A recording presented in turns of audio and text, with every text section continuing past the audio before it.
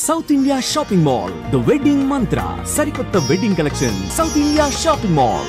Welcome to Suman TV. నేను విజయ్. ప్రపంచ దేశాలు ముఖ్యంగా ఇండియా పాకిస్తాన్ ఇన్సిడెంట్ ఏదైతే ఆపరేషన్ సింధూర్ దానికంటే ముందు కూడా ఉగ్రవాదులు పెహల్గాంలో దాడి చేసిన తర్వాత అసలు ఉగ్రవాదానికే పుట్టినీళ్ళుగా చెప్పుకునేటువంటి పాకిస్తాన్కు ముఖ్యంగా ఇప్పుడు కొన్ని అగ్రదేశాలు తెర వెనుక నుంచి సపోర్ట్ చేస్తున్నాయనేటువంటి విషయం అయితే మాత్రం ఇప్పుడు తాజాగా జరుగుతున్నటువంటి పరిణామాలు చూస్తే అవుననే సమాధానం బయటకు వస్తుంది. ఇప్పుడు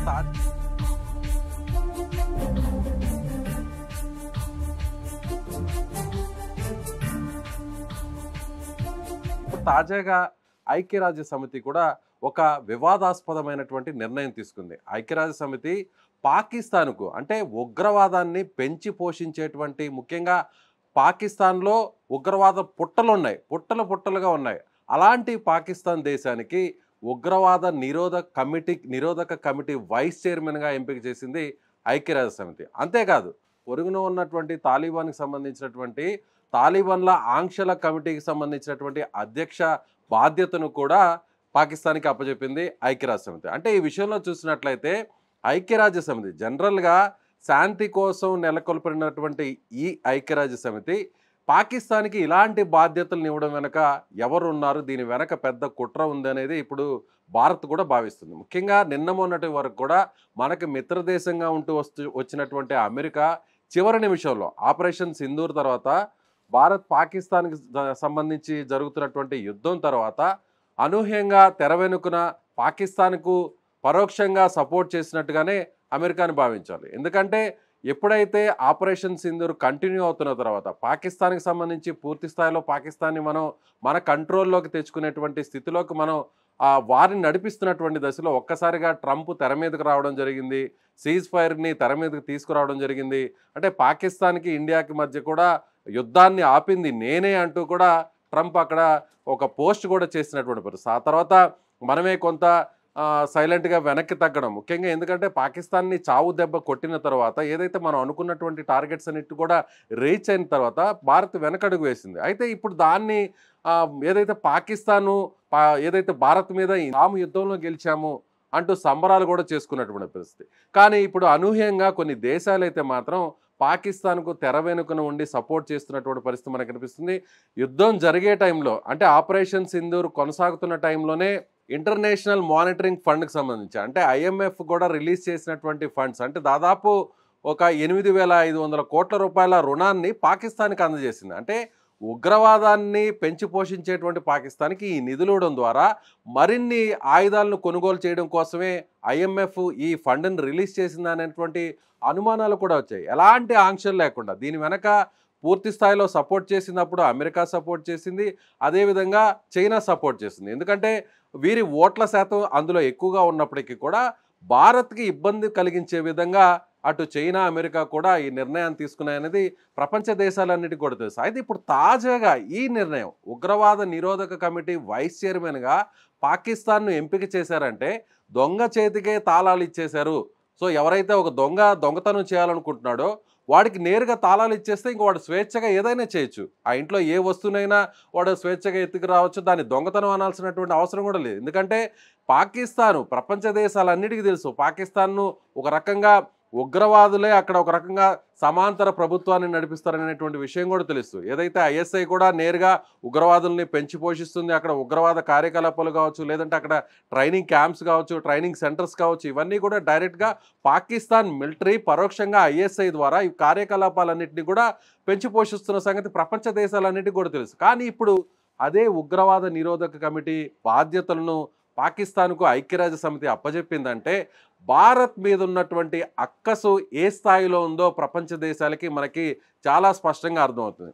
ఆపరేషన్ సింధూర్ తర్వాత భారత శక్తి సామర్థ్యాలు ప్రపంచ దేశాలన్నిటికీ కూడా తెలిసాయి. ఎందుకంటే భారత్లో తయారైనటువంటి బ్రహ్మోస్ కావచ్చు, ఫ్రాన్స్ ద్వారా వచ్చినటువంటి ఏదైతే రఫేల్ కావచ్చు, అదేవిధంగా S-400 రష్యా నుంచి వచ్చినటువంటి ఏదైతే ఎయిర్ డిఫెన్స్ సిస్టమ్ కావచ్చు, వీటన్నిటి ద్వారా పాకిస్తాన్ మనల్ని ఏమాత్రం కూడా చేయలేకపోయింది. అదేవిధంగా చైనాకు సంబంధించినటువంటి ఎయిర్ డిఫెన్స్ను కూడా మనం చాలా ఈజీగా కొలాప్స్ చేసాం.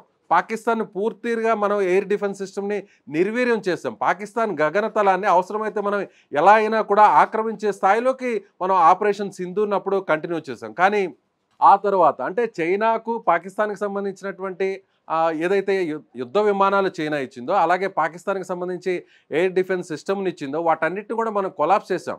అదేవిధంగా అమెరికాకు సంబంధించినటువంటి ఫైటర్ జెట్స్ని కూడా మనం కూల్చేసాం. అటు చైనాకు సంబంధించిన ఫైటర్ జెట్స్ని, అలాగే అమెరికాకు సంబంధించినటువంటి ఫైటర్ జెట్స్ని, ఈ రెండింటిని గతంలో పాకిస్తాన్కి ఇచ్చినాయి ఈ 2 దేశాలు. ఆ 2 దేశాలకు సంబంధించినటువంటి యుద్ధ విమానాలు కూడా మనం కూల్చివేయడంతో ఈ 2 దేశాలు కూడా అలర్ట్ అయ్యాయి. అంటే భారతదేశాన్ని ఎవరు ఏమి చేయలేరు, భారతదేశానికి ఉన్నటువంటి శక్తి సామర్థ్యాలు డిఫెన్స్ విషయంలో ప్రపంచ దేశాలు కూడా షాక్ అయ్యాయి. ముఖ్యంగా ఒక్కసారిగా వందల డ్రోన్స్ భారత్ మీద విరుచుకుపడినప్పటికీ భారత్ వాటిని చాలా ఈజీగా వాటిని ఆకాశంలోనే గగనతలంలోనే కూల్చివేసింది. అంటే ఒక్క డ్రోన్ కానీ ఒక్క మిసైల్ కానీ భారత్లో ఉన్నటువంటి కీలకమైన స్థావరాలు కావచ్చు, లేదంటే కీలకమైనటువంటి ఏదైతే డిఫెన్స్ సంబంధించినటువంటి ప్రాపర్టీస్ని కూడా ఏం చేయలేకపోయాయనేటువంటి విషయాన్ని ప్రపంచ దేశాలన్నీ కూడా చూసాయి. కానీ ప్రపంచ దేశాలకు సంబంధించినటువంటి కొన్ని మీడియాలు కావచ్చు, మీడియా సంస్థలు కావచ్చు, ఆయా దేశాలకు సంబంధించినటువంటి అగ్రదేశాలు అంటే ప్రధానంగా మనం ఏం చెప్తాం, ఏదైతే అమెరికా చెప్తామో ఆ తర్వాత చైనా చెప్తాం, రష్యా కూడా చెప్పచ్చు. కానీ ఇప్పుడు రష్యా పరిస్థితి ఏంటంటే రష్యా కూడా ఆల్రెడీ ఉక్రెయిన్ మీద యుద్ధం కొనసాగుతున్నటువంటి నేపథ్యంలో ఇప్పుడు రష్యా కూడా ఎలాంటి నిర్ణయం తీసుకోలేనటువంటి పరిస్థితి. కాబట్టి ఐక్యరాజ్య సమితిలో అమెరికా, అలాగే అమెరికాతో పాటు నాటో దేశాలు కూడా ఈ నిర్ణయానికి సపోర్ట్ చేసాయనేది చాలా క్లారిటీగా మనకు అర్థమవుతుంది. ఇప్పటికే నాటో దేశాలన్నీ కూడా ఉక్రెయిన్కి సపోర్ట్ చేస్తున్నాయి. అమెరికాకు అది ఏదైతే భారత్కు సపోర్ట్ చేసినటువంటి రష్యాను కూడా దెబ్బతీసే విధంగా కూడా ఉన్నాయి. ఇప్పుడు రష్యా భారత్ రెండు కూడా మిత్ర దేశాలు. రష్యా భారత్ రెండు కూడా S-400ని మరింత అభివృద్ధి చేసుకోవాలి, అలాగే S-500 లాంటి మరొక ఆధునిక ఎయిర్ డిఫెన్స్ సిస్టమ్ను కూడా సంయుక్తంగా రెండు దేశాలు నిర్మించుకోవాలి, తయారు చేసుకోవాలి, ఉత్పత్తి చేసుకోవాలనేటువంటి నిర్ణయానికి రావడం. అలాగే బ్రహ్మోస్కి సంబంధించినటువంటి మిసైల్ కూడా లేటెస్ట్ టెక్నాలజీతో మరింత నెక్స్ట్ జనరేషన్ కూడా మనం డెవలప్ చేసుకోవాలనేటువంటి నిర్ణయాలు జరగడంతో ఒక్కసారిగా ఇప్పుడు రష్యా పూర్తి స్థాయిలో మిత్రదేశంగా భారత్ మారిపోయింది. అలాంటి తరుణంలో భారత్ని ఇబ్బంది పెట్టాలి, మరొక వైపు కూడా అంటే ఆర్థిక వృద్ధి రేటు కూడా అనూహ్యంగా భారత్కు పెరిగిపోతున్నటువంటి నేపథ్యంలో ఇప్పుడు 4వ స్థానంలో అంటే జీడిపి విషయంలో భారత్ 4వ స్థానంలో ఉంది. కాబట్టి యూకేను కూడా క్రాస్ చేసి ముందుకు వచ్చింది. కాబట్టి సో ఇప్పుడు అమెరికా, చైనా రెండు కూడా అలర్ట్ అయ్యాయి.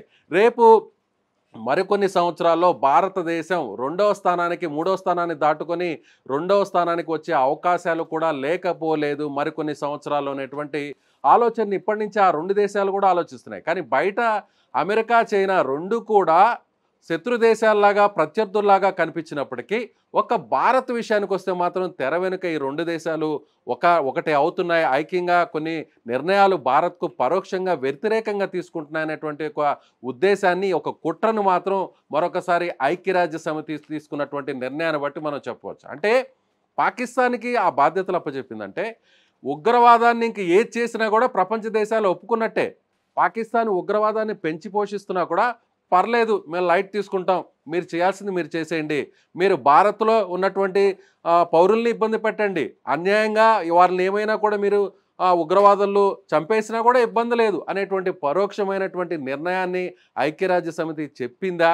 దాన్ని సపోర్ట్ చేస్తున్నటువంటి వాళ్ళు ఓటింగ్ చేసినటువంటి దేశాలన్నీ కూడా ఇప్పుడు ఇదే అవుననంటున్నాయి అనేటువంటి విషయం అయితే మాత్రం ఇప్పుడు అందరూ ఆలోచించాలి ఈ నిర్ణయాన్ని. సో ఇప్పటికే కాంగ్రెస్ పార్టీ కూడా దీన్ని తీవ్రంగా వ్యతిరేకించింది. అయితే ఇప్పుడు ఇండియన్ గవర్నమెంట్ ఆఫ్ ఇండియా దీని మీద ఇప్పటివరకు స్పందించలేదు. మన ప్రభుత్వం మోదీ ఎలాంటి స్పందన ఇస్తారో కూడా వేచి చూడాల్సినటువంటి పరిస్థితి. అయితే ఒకటైతే చెప్పవచ్చు, పాకిస్తాన్కు అగ్రదేశాలు సపోర్ట్ చేస్తున్నాయి. ఇండియా అభివృద్ధిని, ఇండియా శక్తి సామర్థ్యాలను చూసి తట్టుకోలేకపోతున్నాయి, ఓర్వలేకపోతున్నాయి. ప్రపంచ దేశాలన్నీ కూడా అగ్రదేశాలు కొన్ని అంటే భారత అభివృద్ధిని జీర్ణించుకోలేనటువంటి అమెరికా, చైనా లాంటి దేశాలు దీని వెనకున్నాయి, నాటో దేశాలు కూడా దీని వెనకున్నాయి అనేది చాలా స్పష్టంగా మనకు కనిపిస్తుంది. ఎప్పటికైనా మనకి శాశ్వత మిత్రుడు ఒక్కడే. మనకి ఎప్పుడైతే స్వాతంత్రం వచ్చినటి నుంచి ఇప్పటి వరకు కూడా చాలా ఓపెన్గా సపోర్ట్ చేస్తున్నటువంటి 2 దేశాలు, ఒకటి రష్యా అయితే మరొకటి ఇజ్రాయెల్. సో ఇక మీదట కూడా భారత్ తీసుకునేటువంటి నిర్ణయాలన్నీ కూడా ఏదైతే దౌత్యపరంగా కావచ్చు, అలాగే దేశాలకు సంబంధించినటువంటి వ్యాపార సంబంధాలు కావచ్చు, వీటన్నిటిని కూడా దీన్ని దృష్టిలో పెట్టుకొని తీసుకోవాల్సినటువంటి అవసరం ఉందనేది చాలా స్పష్టంగా ఇప్పుడు కనిపిస్తుంది. ఆపరేషన్ సింధూర్ అనేది భారత్ యొక్క అభివృద్ధికి, భవిష్యత్తులో భారత్ ఎలాంటి నిర్ణయాలు తీసుకోవాలి, దేశాలతో, వివిధ దేశాలు, అగ్రదేశాలు చెప్పుకునేటువంటి వాటితో దౌత్యాన్ని ఎలా కంటిన్యూ చేయాలి, సో పాకిస్తాన్ని వెనకుండి సపోర్ట్ చేస్తున్నటువంటి దేశాలను ఎలా మనం ఎదుర్కోవాలి అనేటువంటి విషయం అయితే మాత్రం ఇప్పుడు చాలా స్పష్టంగా కనిపిస్తుందని మాత్రం మనం అర్థం చేసుకోవచ్చు.